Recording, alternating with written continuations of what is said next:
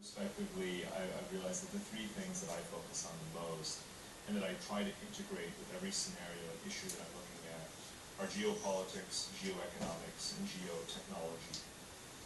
And basically that is self-explanatory in the sense that I started out taking a very geopolitical view and focusing on multipolarity. The fact that the world has shifted from one superpower to a world of multiple superpowers across multiple continents and what that means for competition over the countries and markets in between them.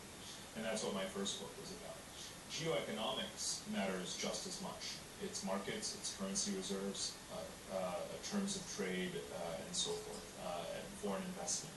And that is absolutely reshaping the world order. And it also brings in the role of corporations, right?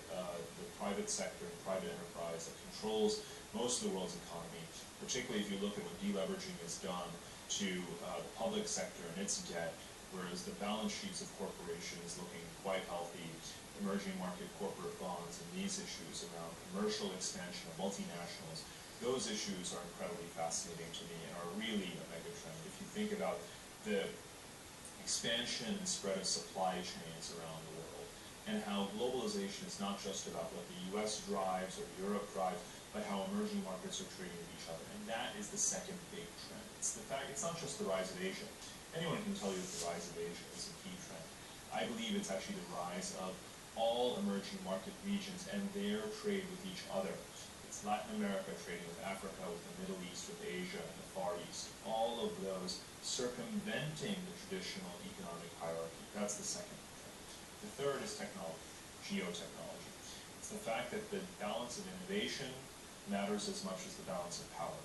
It's the fact that whether it's nanotechnology, biotechnology, advanced manufacturing, alternative energy, in these areas, innovation is not just dominated by the US and Germany and Japan or Korea. Right? You've got Arab players in the game, you've got China in the game, India, Singapore, and so forth. That diffusion of innovation means you'll have commercial competition, rise of trade surpluses and profits and revenues in emerging markets. That will be converted into currency reserves, strategic leverage. So the geopolitical shifts have a technological origin. So that's why geotechnology is so important. And those are the three mega trends that I'm sort of focused on all the time. Okay. Well, maybe a way forward then is to maybe look at each of those three briefly. Let's start with the first that you mentioned, which was this idea of multiple superpowers in our world today, which I think was the subject of your first book here. Give us a sense of, well, tell us first of all, which are these superpowers today, and how are they interacting? What is the situation? What is their situation today?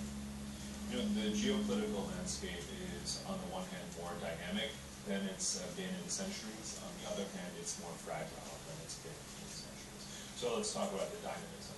The United States was the only superpower after the collapse of the Soviet Union, but in a very short amount of time, China rose up, the European Union consolidated, India has been rising, Brazil as well. There are a number of players now that, depending on the region or even internationally, can be considered very, very powerful and influential all over the world, all of the time. All of those are superpowers that you just mentioned? No, particularly China, the European Union, and the United States. To be a military or diplomatic superpower requires a certain